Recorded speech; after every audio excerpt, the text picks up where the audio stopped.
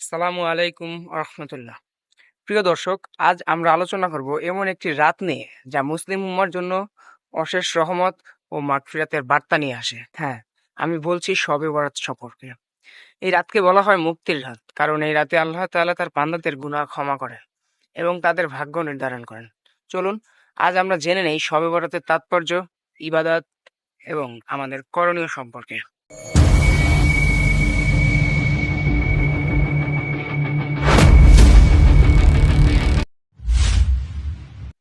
সব শব্দের অর্থ রাত এবং বরাত অর্থ মুক্তি। শবে বরাত মানে মুক্তির রাত।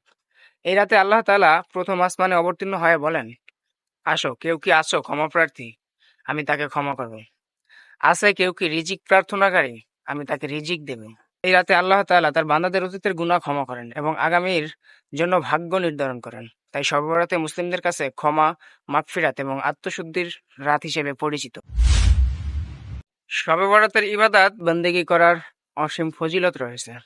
মহানবী সাল্লাল্লাহু আলাইহি সাল্লাম বলেছেন, শাবান মাসের 15 তারিখের রাতে আল্লাহ তাআলা বান্দাদের প্রতি রহমতের দৃষ্টি দেন এবং মুশরিক ও বিদ্বেষ পোষণকারী ব্যতীত সবার গুনাহ ক্ষমা করেন। এই রাতে আল্লাহ পরবর্তী 1 বছরের জন্য মানুষের রিজিক, মৃত্যু ও ভাগ্য নির্ধারণ করেন।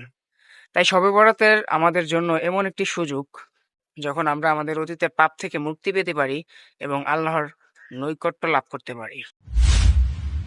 শবে বরাতের বিশেষ কোনো নামাজ নির্দিষ্ট না থাকলেও কিছু আমল করার তাগিদ দেওয়া হয়েছে।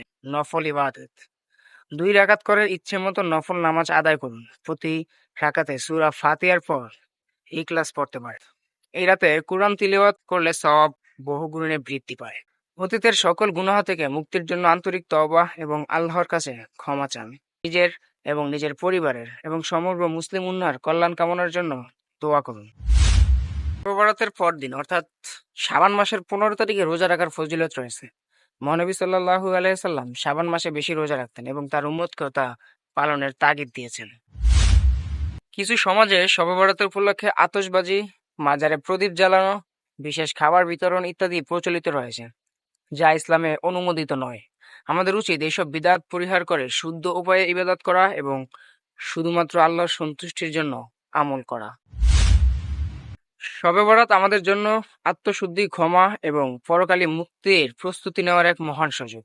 এই রাতে আমরা আমাদের অতীতের পাপের জন্য ক্ষমা চাইতে পারি, আগামী দিনের জন্য সঠিক পথের দিশা প্রার্থনা করতে পারি। তাই আসুন আমরা সবাই এই পবিত্র রজনীতে নিজ নিজ গুনাহ থেকে মুক্তির জন্য আল্লাহর কাছে ক্ষমা প্রার্থনা করি এবং সত্যিকারের তওবার মাধ্যমে নিজের জীবনকে পরিবর্তন করি। আল্লাহ আমাদের সবাইকে এই রাতের ফজিলত অর্জন করার তৌফিক দান করুন। আমিন।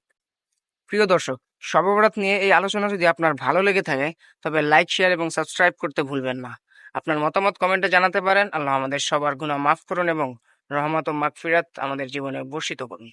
ধন্যবাদ সবাইকে। আসসালামু আলাইকুম।